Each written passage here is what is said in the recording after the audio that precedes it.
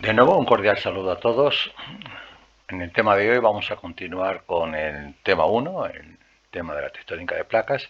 donde nos habíamos quedado en el punto número 4, que es precisamente el nacimiento de la teoría de la tectónica de placas, ¿no?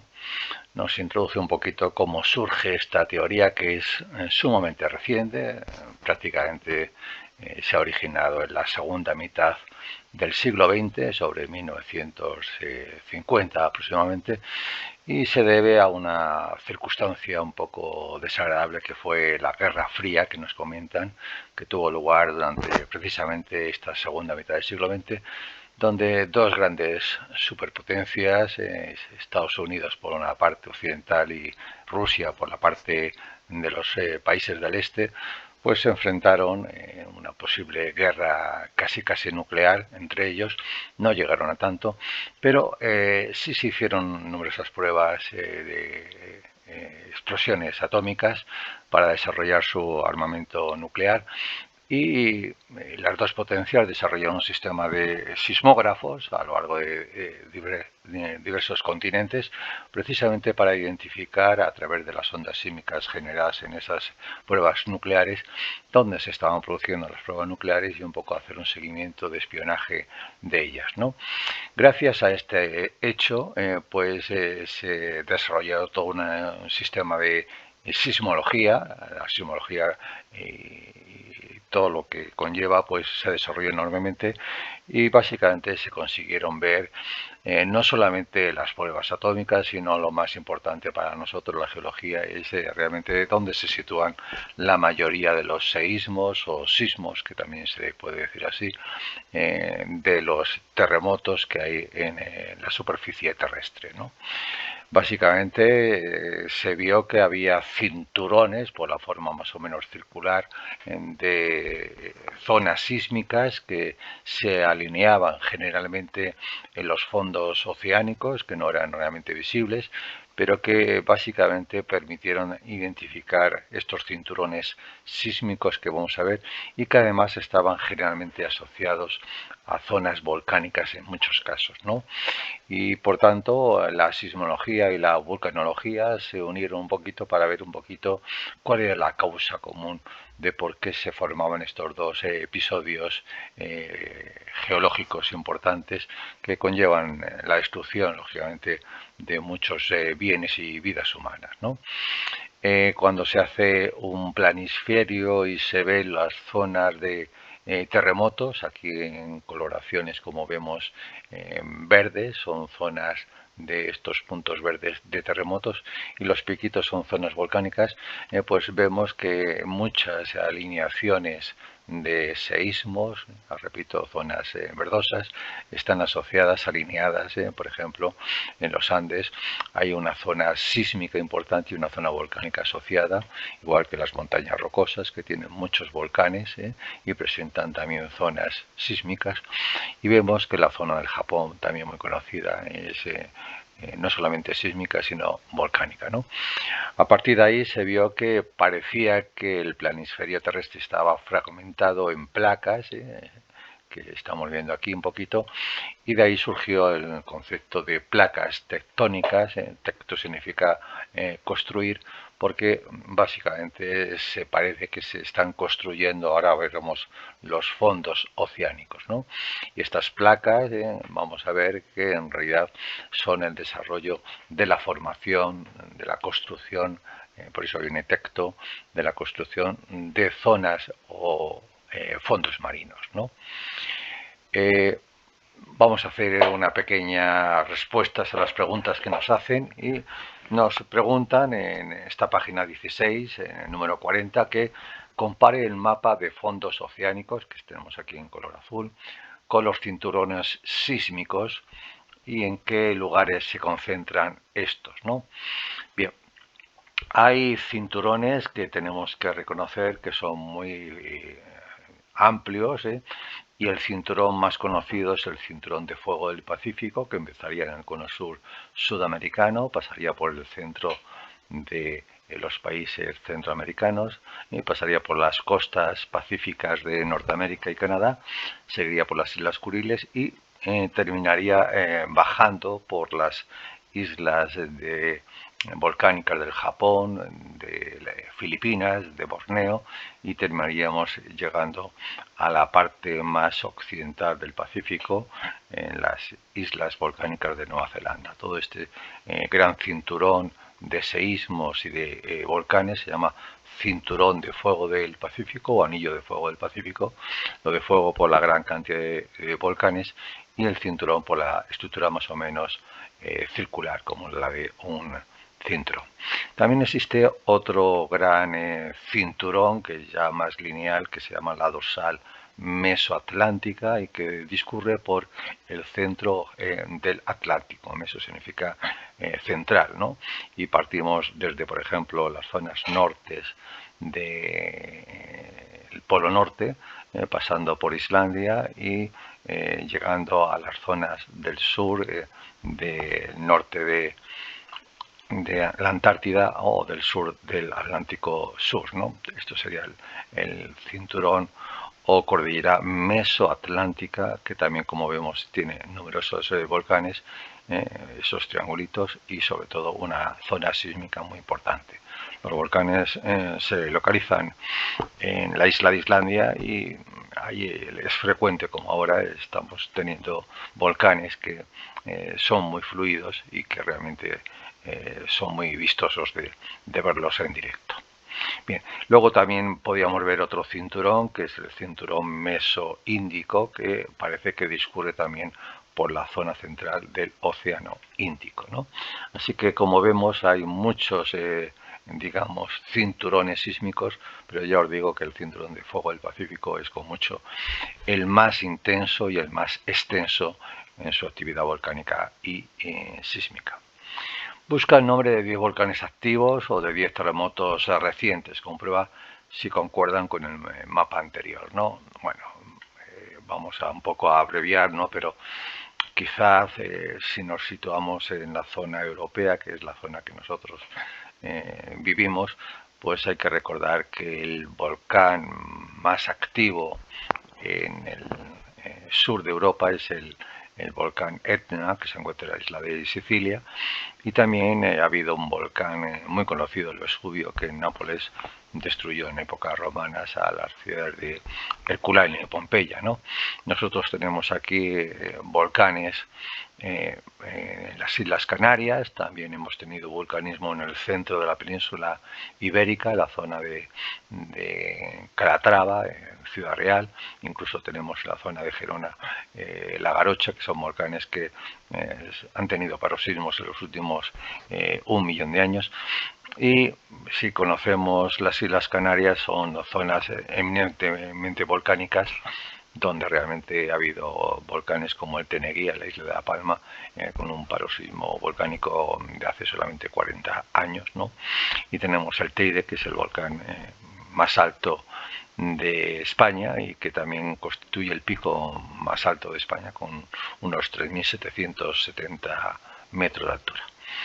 Volcanes también en el cono sur americano, pues tenemos, por ejemplo, el Aconcagua, que sería más o menos por aquí, donde hay un punto que es una zona de terremotos muy activo, es la zona de Valparaíso, donde ha habido un terremoto muy intenso, se mide en la escala de Richter, en torno a una escala de 8, una escala que ya a partir de 7 empieza a ser intenso. Volcanes como el Cotopaxi en la zona ecuatorial y el volcán que tenemos aquí, que podría ser el volcán Santa Elena, que también ha tenido un paroxismo volcánico hace unos 35 años, ¿no? Tenemos una cadena volcánica de las Islas Kuriles, en fin, podríamos recordar que el monte Fuji en la isla de Japón, al lado de Tokio, sería otro ejemplo, y quizá el más conocido por la gran cantidad de muertes que provocó, pues sería el Krakatoa, al este de Java, y toda esta zona, como vemos, de Java es unas islas volcánicas muy activas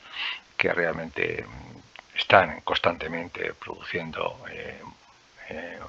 volcanismos que se llaman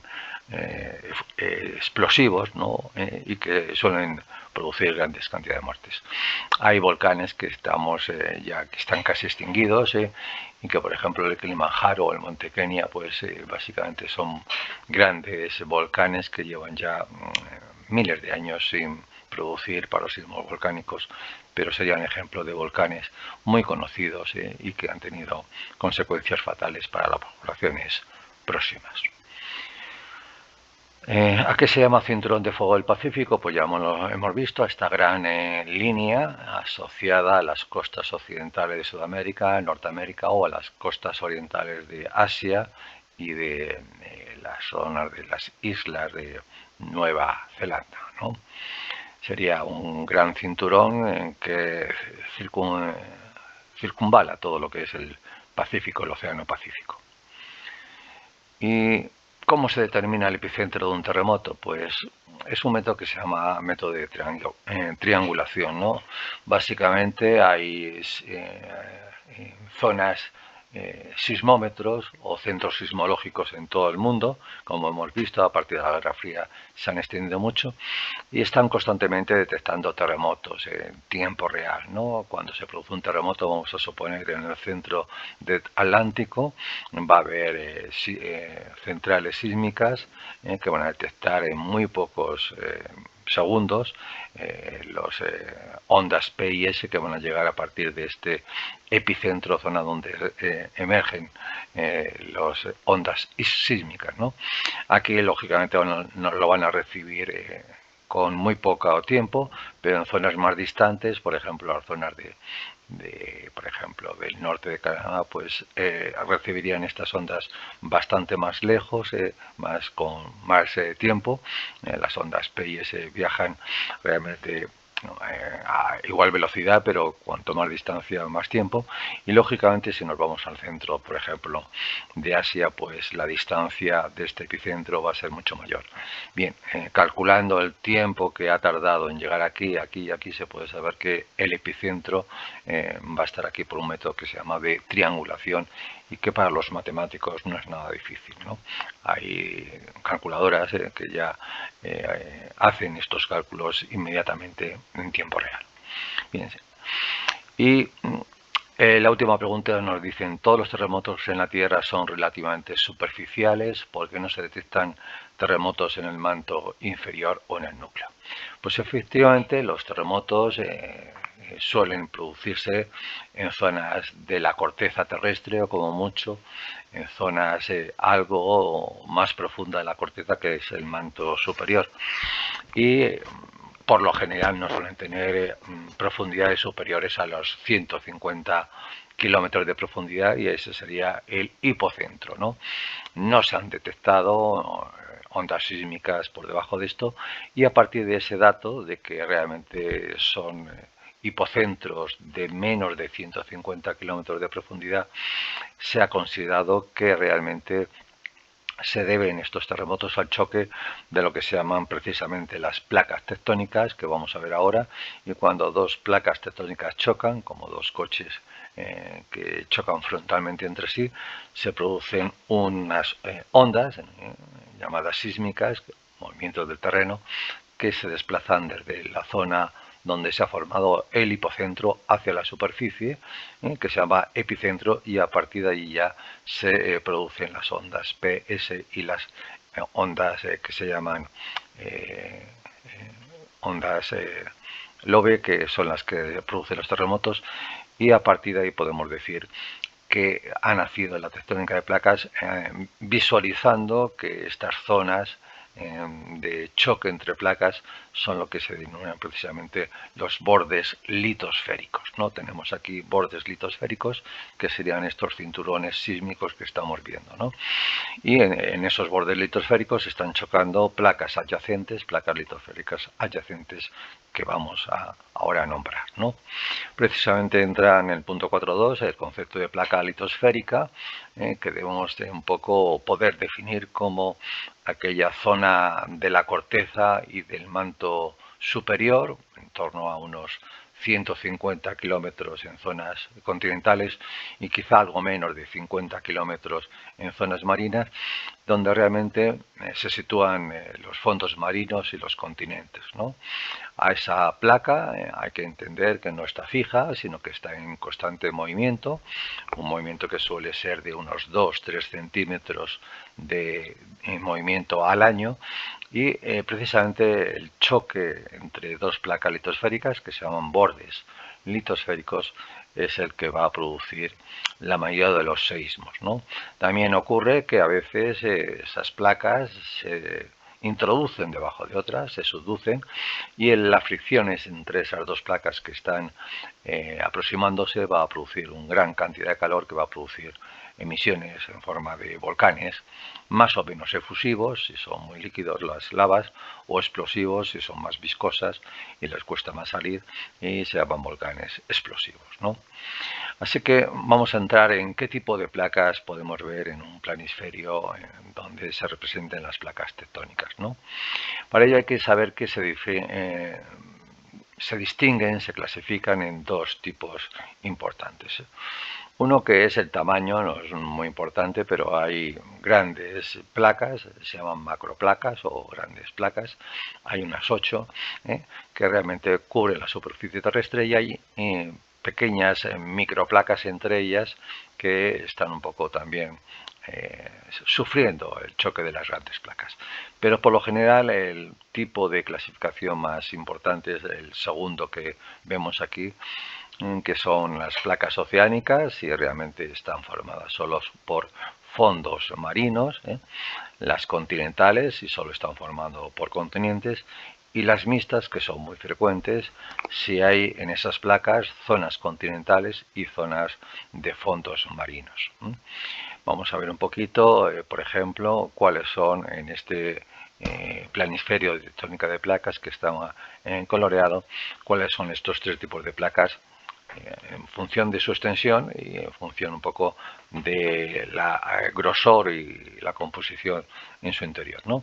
Por ejemplo, grandes placas, la mayor placa de las 8 que hay que un poco más o menos visualizar es la placa del Pacífico. Fijaros que ocupa todo lo que es prácticamente el Océano Pacífico. Será una gran placa exclusivamente oceánica, a partir de ser la más extensa, como vemos, solo presentan zonas oceánicas. Otra placa oceánica podría ser, por ejemplo, la placa de Nazca, que también sería una gran placa de estas 8 que estamos viendo, y ya placas oceánicas pequeñitas podría ser esta de Escocia, o también la placa de Cocos al oeste de México, o la placa del Caribe, que también, como vemos, salvo las islas volcánicas que contiene, solo presenta zonas o fondos oceánicos. Sin embargo, hay placas también grandes que son mixtas, ¿no? Por ejemplo, si vemos la placa africana, contiene el gran continente africano, pero también la parte sur del Atlántico, digamos, oriental, sería una gran placa mixta constituida por el continente africano y por partes del océano Atlántico Sur y del Índico, ¿no? También sería una placa mixta, la placa sudamericana con el continente sudamericano y el Atlántico Sur más o menos oriental, ¿no? Mixtas también sería la norteamericana, puesto que tenemos el continente norteamericano y parte del Atlántico, y también sería mixta nuestra placa euroasiática, donde nosotros nos encontramos, donde aparte de encontrarse la zona de Europa occidental y centro Asia, pues encontramos la zona del Atlántico Norte, digamos oriental, que también sería una placa mixta. Y placas exclusivamente continentales, pues hay que ver que la placa iraní y la placa arábiga, o la placa de Anatolia, donde se encuentra Turquía, serían tres placas exclusivamente continentales. Como vemos, podríamos considerarlo como microplacas, porque realmente respecto a las grandes 8 placas que tendríamos que ver aquí, la norteamericana, sudamericana, la africana, la eurasiática, la placa de el Pacífico sería también, y la placa indo-australiana, que como vemos contiene el continente australiano, y también, como vemos, el continente, digamos, la parte sur de Asia, que es la India, formaría parte de esta, en color verde, de esta placa llamado Indo, de la India australiana, ¿no? Eso serían las grandes placas, y al final, como vemos, hay microplacas, a veces de origen marino, Cocos, Caribe, las islas, placa filipina podría ser una microplaca intermedia, y placas continentales que también, como hemos visto, son microplacas de tipo continental. Ahora nos pide que hagamos 5 parejas de placas e indica el momento relativo que existe en ellos. Bueno, esto es un poco prematuro empezar a hablar de ellas, pero si nos fijamos en la dorsal mesoatlántica o cordillera mesoatlántica que está por aquí, vemos que hay dos continentes que se enfrentan en parejas, ¿no? Vamos a ver, por ejemplo, el continente sudamericano y la placa africana, que hemos visto que hace unos 300 millones de años se encontraban completamente unidas en un supercontinente llamado Pangea. Bien, a partir de hace unos 200 millones de años, esta Pangea se ha ido separando y se ha abierto una dorsal que ha empezado por el Atlántico Sur y que está separando a razón de 2 centímetros al año a estos dos grandes continentes africanos y sudamericanos, ¿no? Bien, pues en realidad aquí tenemos que ver que en estas zonas de dorsal mesoatlántica se está produciendo una separación relativa de las zonas continentales, puesto que ahora vamos a ver que en esas dorsales se están produciendo emisión de grandes masas de magmas volcánicos submarinos que no vemos pero que sí están en el fondo del mar y que los batiscafos que hemos visto han visualizado que están en constante emisiones de magmas bastante líquidos. Lógicamente se consolidan rápidamente cuando llegan a la superficie del agua marina, pero que están constantemente emitiendo lavas muy fluidas, ¿no? También sería otro par el continente eurasiático, que se está separando del continente norteamericano, ¿no? Y si nos fijamos en otra dorsal que hemos visto, el cinturón de fuego del Pacífico, pues el cinturón de fuego del Pacífico llega por aquí y vamos a ver que la placa pacífica en este caso no se está separando realmente del continente norteamericano o sudamericano, sino que realmente empieza a separarse la placa del Pacífico por esta dorsal que hemos visto que se llama dorsal del Pacífico, se empieza a separar de la placa de Nazca y un par de placas, sería la Pacífica y la de Nazca, se están separando en esta zona de esta dorsal del Pacífico Sur, ¿no? Pero sin embargo la placa de Nazca, por el empuje de la placa del Pacífico y la separación hacia la derecha, va a chocar con Sudamérica y aquí vamos a tener unas grandes fosas que se llaman fosas tectónicas o fosas oceánicas, también llamadas de subducción, donde una placa, siempre la más finita, que es la oceánica, se va a introducir por debajo de la placa sudamericana, ¿no? Si nos encontramos aquí, por ejemplo, la placa del Pacífico y la relacionamos con la placa indoaustraliana, vamos a ver que una placa que se estaba desplazando hacia,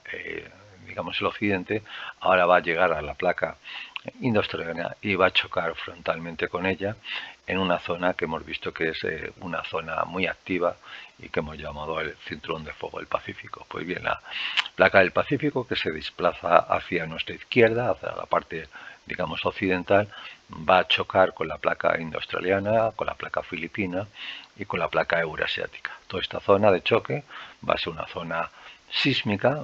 enormemente sísmica. Recordar que la palabra tsunami viene del japonés, que significa maremoto o gran ola, y todas estas zonas son zonas donde aparecen grandes, digamos, maremotos, pero también son zonas volcánicas por la fricción de placas que están subduciendo e introduciéndose hoy por debajo de las placas, digamos, más gruesas, que son las placas continentales. Bien. El siguiente punto nos habla de la extensión de los fondos oceánicos. Vamos un poco a intentar explicar este concepto, ayudándonos precisamente de los gráficos que tenemos en esta página. Tenemos aquí la dorsal que hemos visto, dorsal mesoatlántica o cordillera mesoatlántica. Si nos introducimos con submarinos de alta profundidad, se llaman batiscafos, vamos a ver que todas estas zonas están emitiendo constantemente a diario emisiones volcánicas, se llaman chimeneas negras, hemos visto que son el posible origen de la vida, estas zonas a 2000, 3000 metros de profundidad, pero que están sumamente calientes y que se pueden producir componentes orgánicos que pueden ser parte del origen de la vida. Ahora nos interesan por otra razón, puesto que son zonas que se llaman zonas de aducción o zonas de creación de fondos oceánicos. Aquí se están produciendo emisiones de magma, tanto hacia la derecha como hacia la izquierda, y se están produciendo nueva corteza oceánica, nuevas placas oceánicas tanto hacia la derecha hacia la izquierda. La placa derecha la hemos llamado la placa, por ejemplo, eurasiática, mientras que la placa de la izquierda la hemos llamado norteamericana. Si nos vamos aquí, tenemos una placa que sería la placa sudamericana y a nuestra derecha sería la placa africana. Hemos visto una placa mixta de tipo continental y de tipo oceánico. Si nos fijamos en los colores vemos que son marrones oscuros, marrones claros y verdes. Cuanto más oscuros, más recientes, y cuanto más verdosos, más antiguos, ¿no? Si nos fijamos en esta zona del sur de Marruecos, lindando ya precisamente con la península ibérica, vemos que esta placa es de color verde y realmente se formó hace muchos millones de años, siguiendo un poco con el criterio, en torno a 130 a 180 millones de años. Lógicamente, hace 180 millones de años, esta zona de masas basálticas, de rocas basálticas, que son las rocas que emiten estas zonas de cordilleras, pues se encontraban en esta zona, pero poco a poco se han ido desplazando por otras rocas que se formaron, como vemos aquí, hace unos 130 o como mínimo 65 millones de años, y están siendo empujadas a su vez por otras que se están formando ahora de color muy oscurito y que son de 0 millones de años hasta 65 millones de años, ¿no? Así que durante los últimos 180 millones de años se están produciendo corteza oceánica, se está formando, y por eso se llaman zonas constructivas o bordes constructivos, porque construyen o forman masas o placas oceánicas, mientras que realmente la zona de la izquierda también es una zona constructiva porque se está formando corteza que se llama basáltica o corteza oceánica hacia la izquierda, ¿no? Si vemos un poco el esquema de lo que está ocurriendo entre la separación de Norteamérica, por ejemplo, y de África, estamos un poco viendo esta sección en color rojo, estas flechas discontinuas, vemos que hace unos 180.000 años se empezó un poco a formar una dorsal oceánica, que estamos aquí en este punto, que empezó a separar el continente norteamericano, que tenemos ahora aquí, la zona, digamos, sur de Canadá, la zona de Terranova, con la zona que conocemos ahora como Marruecos del Sáhara, ¿no? Sáhara Occidental. Bien, pues hace 180.000 años empezó a formarse esa dorsal mesoatlántica que se ha ido desarrollando, como vemos, ha ido formando masas magmáticas y lógicamente hace 65 millones de años ya ha formado mucha más masa oceánica o corteza oceánica tanto hacia la izquierda como hacia la derecha. Y si estamos en la actualidad, estamos con una coloración oscura que estamos viendo que estos materiales volcánicos basálticos están separando África hacia la derecha y Norteamérica a esa razón que hemos visto de unos 3 centímetros seguramente al año. Son magmas que vienen del interior de la Tierra y que al final, al llegar a la superficie terrestre, al agua, pues se consolidan, se enfrían, se hacen sólidas, pero al salir empujan a las capas basálticas más antiguas que se están un poco produciendo el empuje de los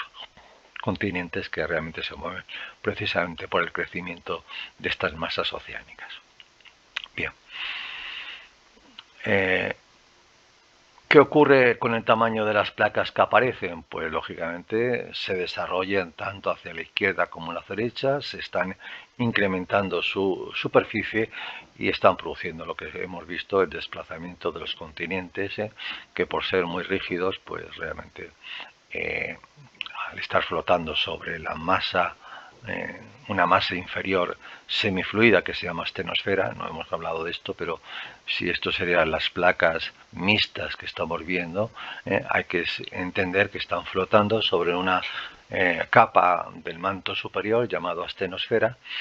que se sitúa entre unos 150 kilómetros hasta unos 700. Es semifluida y como una especie de líquido permite el desplazamiento de rocas que aparentemente son muy pesadas, pero son menos densas que la astenosfera y por tanto flotan sobre ellas, ¿no? A la vista de la secuencia explica la historia geológica del Océano Atlántico. Pues aquí la tenemos, que hace unos 180 millones de años se empezó a romper la Pangea a nivel de estas zonas y lógicamente la dorsal mesoatlántico en estas zonas ha ido separando estos dos continentes, ya os digo, a razón de unos 2-3 centímetros al año. Aquí tenemos las lavas submarinas, que se llaman las pilolavas, las lavas almohadilladas, en la traducción un poquito en castellano. Son lavas que al salir se enfrían rápidamente y forman estructuras esféricas, bolas, que cuando los científicos la ven, aunque se hayan producido hace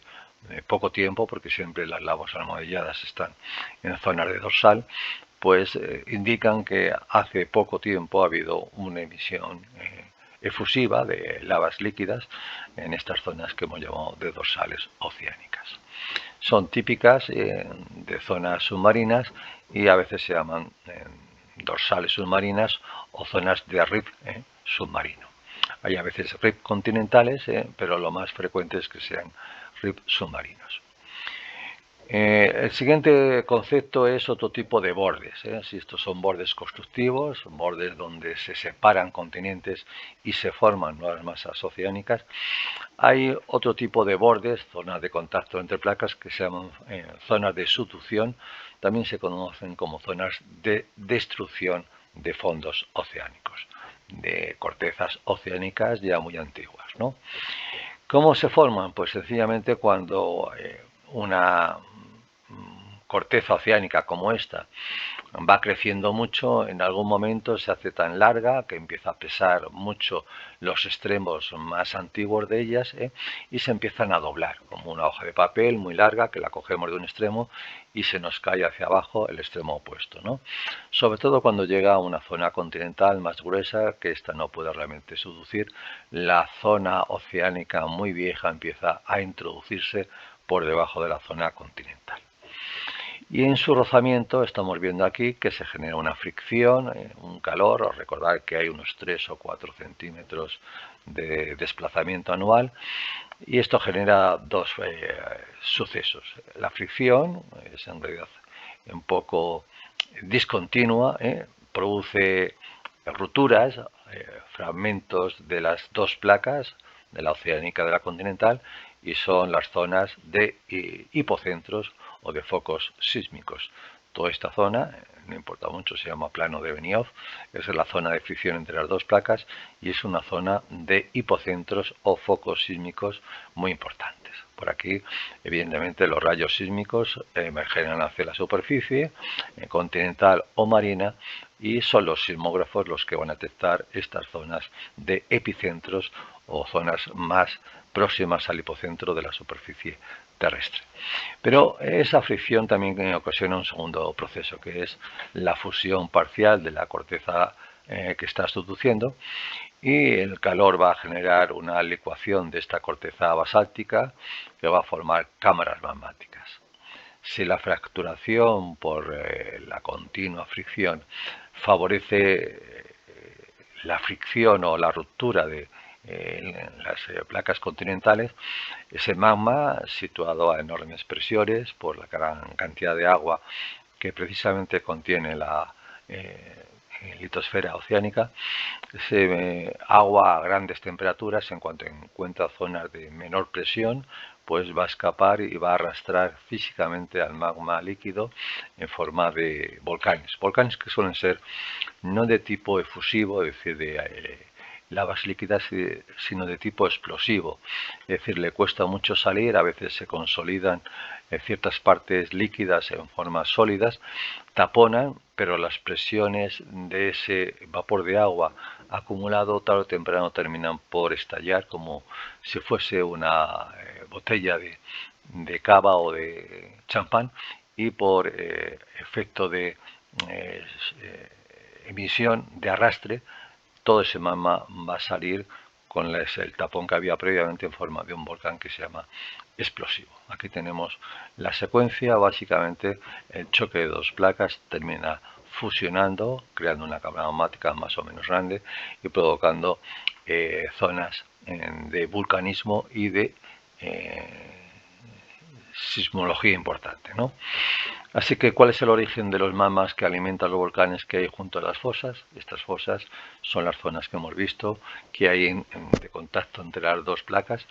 pues básicamente la fricción entre placas que genera calor y termina fusionando generalmente parte de la corteza oceánica subducente. ¿Qué está ocurriendo con los sedimentos que cubren el fondo oceánico? Pues también estos sedimentos, que son muy abundantes en las zonas próximas continentales, menos abundantes en las zonas de dorsales, puesto que están más lejadas, parte de ellos se están subduciendo, pero también se están acumulando y forman lo que se llama una, zona de acreción, una zona de acumulación, que en muchos casos algunos subducen, pero en otros casos terminan por formar zonas del continente y emergen sobre la superficie terrestre, muy próximas a las zonas volcánicas. Explica con tus palabras cómo sucede el proceso de subducción. Bueno, lo hemos visto, y básicamente la introducción siempre de la placa oceánica más fina, hemos visto que son 50 kilómetros, sobre la continental más gruesa de unos 150 kilómetros, y que además de ser más gruesa es menos densa, porque tiene una capa que es de corteza granítica, que es menos densa que la corteza basáltica que tenemos aquí, mientras que la oceánica es más densa por siempre de corteza basáltica, que tiene mayor densidad. Estos dos factores, menor grosor y mayor densidad, provoca que siempre subduzca o se introduzca la placa oceánica por debajo de la placa continental. El resultado es que la placa oceánica subducente se destruye, y por eso se llaman también bordes destructivos, porque ahí realmente se destruye tanto como se haya creado en los bordes que hemos visto antes de aducción o de dorsales oceánicas, perdón. Así que las zonas de subducción, o llamadas también fosas tectónicas, son zonas de destrucción y que hacen que se destruya tanto como se cree, y al final el globo terráqueo mantiene su tamaño y no aumenta ni disminuye, porque estos fenómenos van de alguna forma compaginados unos con otros. Aquí tenemos una imagen de un estratovolcán, un volcán muy triangular, que se forma siempre en las zonas de subducción, y que estamos viendo que el volcán Fuji, que es básicamente un volcán de las islas de Japón, pues está realmente siendo el proceso de subducción donde la placa del Pacífico, que podía ser esta placa, se está introduciendo por la placa que se va a llamar eurasiática, y va realmente a surgir en forma de un volcán con emisiones paroxísticas, que es en este caso el monte Fuji.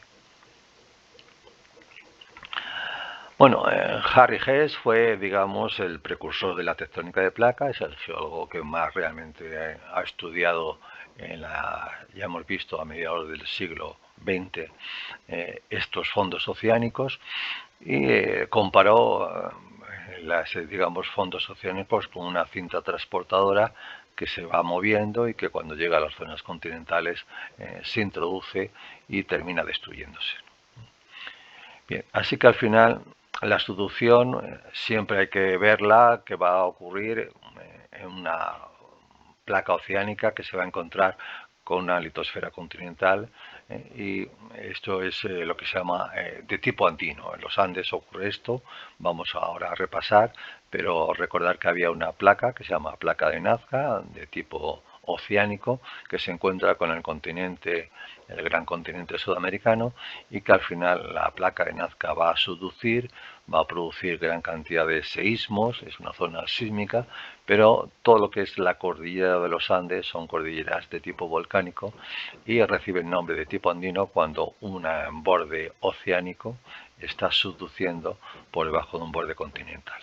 Pero puede ocurrir que también la subducción ocurra entre una placa oceánica, seguramente muy grande y muy antigua, que choque frontalmente con otra placa oceánica relativamente más joven y menos extensa, ¿no?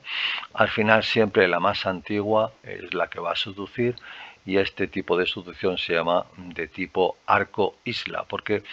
aparecen islas volcánicas en la zona de choque entre ellas. Hemos visto que Japón sería un ejemplo de ellas, el resultado del choque entre la placa del Pacífico y la placa, que en este caso podríamos decir la placa de Filipinas, ¿no? En este caso serían dos placas oceánicas, y todo este arco volcánico sería el arco de las islas del Japón o de las Islas Marianas, ¿no? Vamos un poco a repasar nuestro planisferio, que teníamos al principio, y vemos que aquí que tenemos una gran placa, la placa del Pacífico, que está subduciendo por la placa de Filipinas, que sería esta, y está produciendo una especie de arcos, más o menos en forma semicircular, que se llaman arcos islas, de islas volcánicas, que son frecuentes cuando chocan dos placas oceánicas. Aquí, por ejemplo, la placa de lo que es la placa de Norteamérica, que hemos visto que es una placa mixta, pues se está expandiendo y está chocando con esta placa que se llama placa del Caribe, que también es oceánica, y está formando el cinturón de fuego del Caribe, donde hay un montón de islas de tipo volcánico que se han formado también de forma arqueada, ¿no? Y sin embargo, volviendo aquí al tipo andino, tenemos esta placa que hemos llamado placa de Nazca, de tipo oceánico, que está aproximándose hacia el continente sudamericano, y que el continente, por ser más grueso y menos denso, pues no va a subducir, sino va a ser la placa que es la placa de Nazca, y va a producir una zona de fuertes, intensos terremotos, pero también una zona con gran cantidad de volcanes, como hemos visto que la Concagua, digamos el volcán más alto de la Tierra, o el Cotopaxi en la zona ecuatorial. Todo esto son zonas volcánicas donde aparecen volcanes muy conocidos y de tipo explosivo, donde los paroxismos volcánicos producen gran cantidad de muertes en las poblaciones adyacentes. Bien, volviendo por tanto a los tipos de subducción, tipo andino o tipo arco isla, serían ejemplos de ellos. Y finalmente hablemos de la tectónica de placas como una teoría global, ¿no? La teoría global de tectónica de placas se llama así porque da explicación a 3, 4 quizá fenómenos geológicos importantes. Dos de ellos los hemos estudiado, que son los seísmos. El segundo sería la formación de volcanes, y el tercero sería la formación de cordilleras, de grandes cordilleras, ¿no? La cordillera que hemos visto de los Andes, la cordillera de las montañas rocosas, sería el ejemplo de ellos, ¿no? Pues bien, estas cordilleras hemos visto que están asociadas al movimiento de las placas tectónicas, ¿no? También hemos visto que hay fenómenos importantes como los maremotos, los tsunamis, que están asociados también al choque entre placas, placas que seguramente son submarinas, y cuando chocan las ondas sísmicas provocan pues una fuerte oleaje, con olas de más de 20 metros, que terminan llegando a las costas y que conocemos como tsunamis o maremotos. A esta teoría que explica estos fenómenos geológicos se llama teoría de tectónica global, precisamente porque explica la distribución de estas ondas sísmicas, fenómenos volcánicos, digamos, el desplazamiento de los continentes, la formación de estas cordilleras y la distribución de yacimientos minerales y combustibles fósiles. Hay que saber que cuando los magmas del interior de la Tierra afloran a la superficie, conllevan gran parte de minerales que estaban en la corteza oceánica solidificados y que terminan en los volcanes saliendo en forma de magmas o en forma de filones que conocemos como yacimientos minerales de metales preciosos como el oro, la plata, el cobre o semipreciosos que realmente también son una fuente importante de la industria minera, ¿no? Para entendernos, por ejemplo, la Gran Cordillera de los Andes es una zona de alto contenido en minerales importantes, sobre todo de oro, plata, cobre y de minerales o metales semipreciosos, ¿no? Bien, vamos a hacer el ejercicio 61, aquí dibujo en tu cuaderno, no vamos a hacer esto. ¿Cómo evolucionará la relación entre la placa africana y la eurasiática, ¿no? Bien, pues básicamente si vemos la placa africana y la eurasiática, hay una zona donde está subduciendo y se está cerrando el mar Mediterráneo, ¿no? Lo hace con dificultad porque son dos grandes continentes, pero la zona oceánica norte de la placa africana se está introduciendo por debajo del sur del centro de Europa y está provocando, sobre todo a nivel de Italia y a nivel de Grecia, pues todas estas zonas de volcanes que conocemos como el Etna, en la isla de Sicilia, al sur de Italia, o el propio Vesubio, al sur de la bota o la península itálica en Nápoles, serían ejemplos de ellos, o esas zonas de islas volcánicas del Peloponeso en Grecia, donde hay gran cantidad de volcanes, donde son conocidos el volcán Santorini, el Metana, el de Poros, es decir, volcanes relativamente que han tenido actividad volcánica muy reciente. Y se debe a la subducción de la placa norteafricana con la zona sur de la placa mixta eurasiática. ¿Qué prevé la tectónica de placas sobre lo que sucederá al continente australiano? Bueno, pues el continente australiano está intentando aproximarse al continente eurasiático y con el tiempo terminará aproximándose, chocando y formar un macrocontinente, un supercontinente parecido al de Gondwana o Pangea, pero ya en el hemisferio norte, ¿no? ¿Qué se forma a consecuencia de ello? Pues lo estamos viendo, un supercontinente que englobe el continente eurasiático y el continente indio, que ya está incrustado en la parte sur de Eurasia, con el continente australiano, que se incorporará al continente eurasiático que hemos visto. Aquí nos dice posible situación de los continentes dentro de 150 millones de años y estamos viendo un poquito lo que va a suceder. Y África y Europa se van a juntar y Australia y Asia seguramente van a estar mucho más próximos de la actualidad. Por lo visto, Sudamérica se está separando a nivel de la zona centroamericana y Norteamérica y Sudamérica terminan siendo continentes completamente separados. ¿Cómo se mueven las placas? Básicamente la explicación antigua, a principios de 1950 empezaron a darse explicaciones,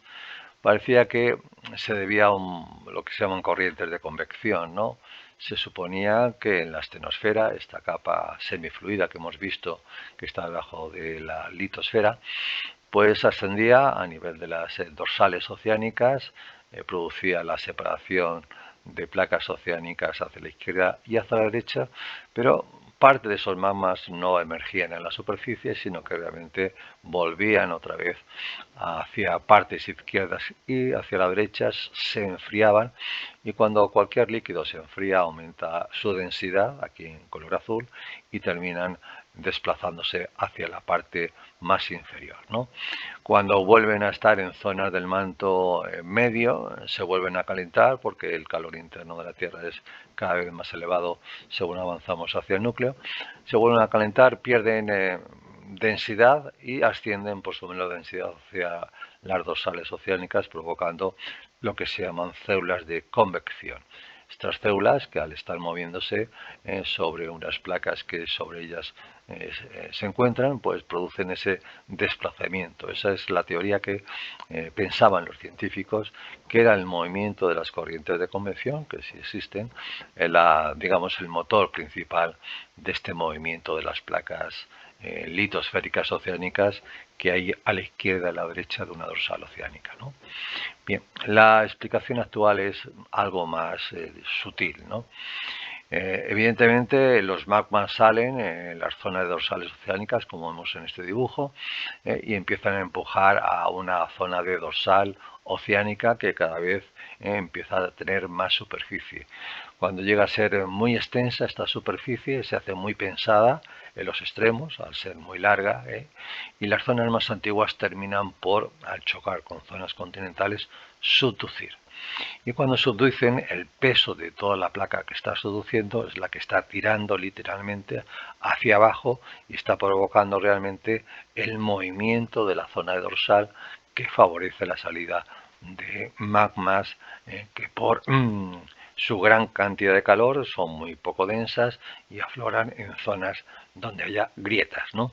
Así que la teoría actual no se debe a, digamos, corriente de convección, sino al propio peso de las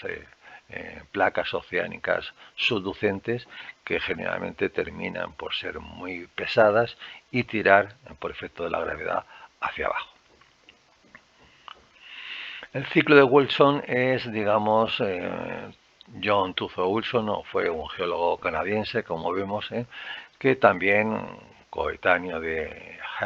Harry Hess, propuso que los continentes, como en principio Alfred Wegener también propuso a principios del siglo XX, que los continentes realmente están en un ciclo donde en principio se juntan, como en una Pangea que existió hace 300 millones de años, pero que suelen fragmentarse esos supercontinentes, sobre todo en zonas centrales donde se acumula más el calor interno, se forma una zona de rig o de dorsal continental que luego se transforma en una dorsal oceánica, produce una apertura de la entrada de agua de los mares adyacentes, se llama etapa de Mar Rojo, como la que estamos viendo ahora en el Mar Rojo, que está entre la península arábica y la zona oriental del Cuerno africano, en Somalia. Todo esto es una zona de dorsal oceánica incipiente, y a esta zona incipiente está entrando agua y está separando un antiguo continente, que era el continente africano, de un continente como el arábico, que ahora sí se está separando, pero que antiguamente formaba este supercontinente que hemos llamado Gondwana. Bien, una vez que se extiende, se va abriendo y llegamos a una etapa donde este Mar Rojo se transformará en un mar Mediterráneo más extenso, incluso un mar océano, y se llega a una etapa que se llama de océano Atlántico, ¿no? Con el tiempo, la extensión del fondo oceánico, los basaltos, terminarán subduciendo en las cortezas adyacentes, arábica y africana, y al final volverán a unirse estos continentes que habían sido separados por la expansión del fondo oceánico en otro supercontinente. A esta zona se llama zona de ciclo de Wilson, donde cada unos 300 millones de años se está repitiendo este proceso y los supercontinentes se fraccionan, formando continentes separados, pero que terminan nuevamente formando supercontinentes, y todo este conjunto de etapas se llama ciclo de Wilson en honor a su descubridor, ¿no? Vamos a ver un poquito cómo empezaría en una sección de placas. Aquí tenemos una placa de un supercontinente donde hay una emisión de calor, el calor interno de la Tierra, en estas zonas donde hay mucha corteza continental se acumula y termina por adelgazar, se produce un adelgazamiento cortical, como si fuese un chicle hacia la derecha y hacia la izquierda, y terminan emitiendo una zona de rip que se llama continental, o zona de separación del continente con emisión de lavas volcánicas. Hay un graderío que se llama fosa tectónica y tenemos aquí un rift continental muy parecido al que existe hoy en la parte oriental de África, que es la zona del rift continental africano, próximo al que hemos visto, el monte Kilimanjaro o al lago Victoria. Bien, con el tiempo el agua entra de los océanos adyacentes y se forma una etapa de mar estrecho que hemos llamado de mar Rojo, y si la expansión continúa llegamos a una etapa de océano Atlántico como la que vemos actualmente en el centro del océano Atlántico entre África y Norteamérica. Si seguimos un poquito, el proceso de expansión oceánica terminará donde la corteza basática oceánica que sea muy antigua, que llegue a unos 180 millones de años se calcula, pues se haga tan larga, tan extensa y tan pesada que terminen a chocar con el propio continente que empujaba, subduciendo y produciendo la destrucción de esta zona, ¿no? Pero a su vez va a producir la destrucción de la zona contigua y va a terminar que el empuje va a ser hacia el lado opuesto, seguramente por el choque de otras placas que estén empujando hacia sentido contrario. Aquí tenemos que la masa continental que se estaba desplazando hacia la derecha está invirtiendo su, digamos, camino. Y terminará produciéndose un acortamiento en una zona que había de RIP, pues un acortamiento litosférico, donde los continentes realmente van a formar ahora una zona más estrecha de océano y una aproximación continental. Al final los continentes van a chocar y los fondos o sedimentos marinos que había entre ellos van a aflorar a la superficie formando una cordillera que se llama intercontinental, que podríamos decir que es muy parecida a lo que actualmente está ocurriendo en el Himalaya, donde el continente indio ha chocado con el continente eurasiático y los sedimentos marinos ahora afloran en forma de esa gran masa de cordillera intercontinental o intracontinental que se llama la cordillera de los Andes, ¿no?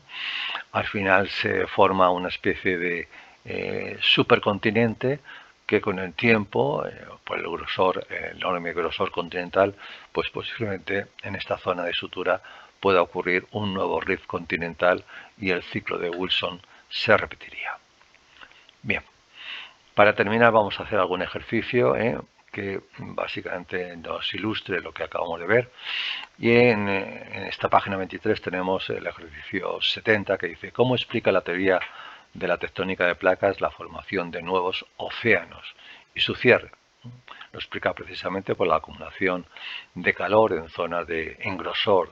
engrosamiento de corteza continental, y que estos magmas procedentes de la estenosfera terminan por producir una zona de RIP que va a producir una expansión oceánica, un océano entre los continentes que se acaban de fraccionar, de partir, y que terminarán de desplazar hacia lados opuestos a los continentes, pero que en la destrucción de las enormes masas oceánicas formadas va a terminar volviendo esos continentes a acercarse, seguramente porque en otra parte distante estos continentes sean empujados en direcciones contrarias, ¿no? En este concepto entramos en el concepto de ciclo de Wilson y básicamente sería todas estas etapas que estamos viendo. La pregunta 71 es: ¿cómo es posible que existan fósiles marinos cerca de cordilleras como los Pirineos, los Alpes y el Himalaya? Del Himalaya hemos hablado, que son sedimentos marinos que había entre la India y la parte sur de Eurasia, pero si nos fijamos en los Pirineos son también cordilleras bastante menos altas, pero importantes también, con muchos picos que superan los 2.000, 2.500 metros. Los Pirineos siempre presentan fósiles también de tipo marino, ¿no? Básicamente ha sido el resultado de la aproximación del continente de la placa ibérica con el continente europeo a nivel de de Francia, y esos sedimentos que había entre España y Francia afloran en forma de Pirineos, que son cordilleras como el Himalaya, que hemos visto de tipo intercontinental o intracontinental. Es lo mismo, inter entre dos continentes o intra en medio de un continente como es el europeo. Y los Alpes, que son intermedios en altura al Himalaya y los Pirineos, con picos que superan fácilmente los 3.000 metros, pues también son básicamente picos con gran cantidad de abundancia de fósiles marinos, que es el resultado del choque entre dos placas, en este caso la placa itálica, que ha chocado con el sur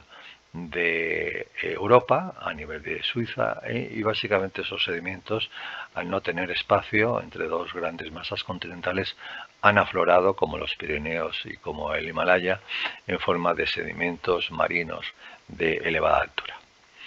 Hace 90 millones de años la India estaba junto a Madagascar. Recordad que Madagascar es una isla que está en la parte oriental media de África, y hace unos 50 millones de años chocó con Asia, distante a unos 6.200 kilómetros. ¿A qué velocidad tuvo lugar el desplazamiento? ¿No? Pues podemos hacer una regla de tres, ¿no? Si 6.200 kilómetros lo ha recorrido en 50 millones de años, en un año podemos calcular el tiempo que ha transcurrido y veremos que va a haber una distancia en torno a 2 o 3 centímetros por año, es el desplazamiento que ha tenido lugar. En realidad es el desplazamiento medio, pero creo recordar que la India ha viajado a una velocidad muy superior y probablemente las velocidades de desplazamiento van a ser no de 2 o 3, sino seguramente próximas a 10 centímetros por año. Bien, y eso, como vemos, ya nos lleva a un montón de actividades que hay al final del tema, que las vamos un poco a hacer en otro vídeo para no alargar mucho el presente. Muchas gracias por la atención prestada y nos vemos en el siguiente vídeo.